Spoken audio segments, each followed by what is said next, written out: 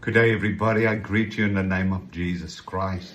And today we're doing a scripture out of Daniel, and Daniel 6 verse 10. It talks about Daniel that prayed 3 times, and Daniel prayed 3 times a day. Because in Daniel 1 verse 8, it basically says, Daniel purposed in his heart that he would not defile himself.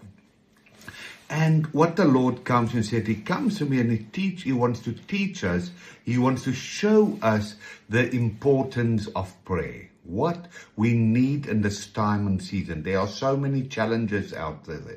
And I get so many messages of people all over the world going through tough times, real challenges, churches.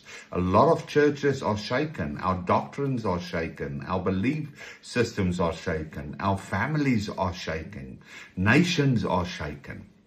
And the key here is prayer. I love it. St. Basil the Great wrote, this is how you pray continually, not by offering prayer in words, by joining yourself to God through your whole way of life.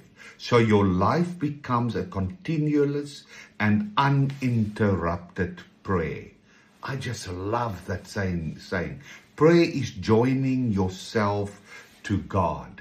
And that is where everything comes into harmony and unity. Whatever, because you come into the fullness of God Himself, that you are really uniting and communing with God. And what happens then? Then all of creation responds with you.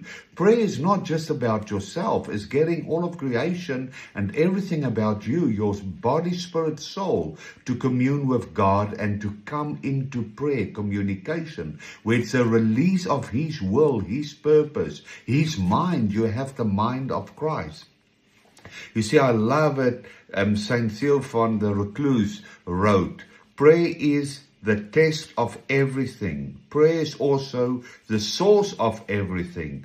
Prayer is the driving force of everything. Why? Because when we pray what God tells us to pray. 1 John 5 verse 13 to 15. Paraphrasing, if you pray what the Holy Spirit tells you to pray, it is done. It's yea and amen. So prayer is the driving force of everything. Prayer is the force that brings us, after love and intimacy with God, when we become Him, is the force that brings everything back to God's original intent, to glory and to praise and to worship and to glorifying Him. Prayer is the force that brings wholeness. Prayer is the force that brings unity. And there are so many churches out there pursuing revivals and things like that.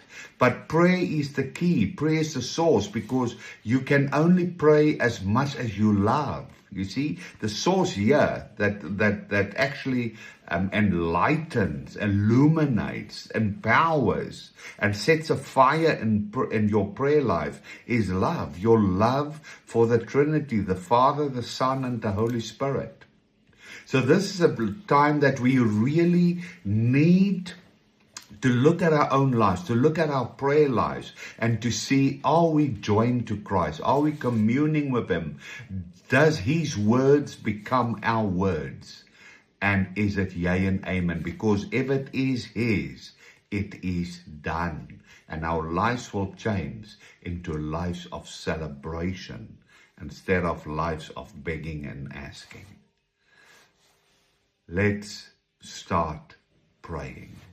I bless you in the name of Jesus Christ. Amen.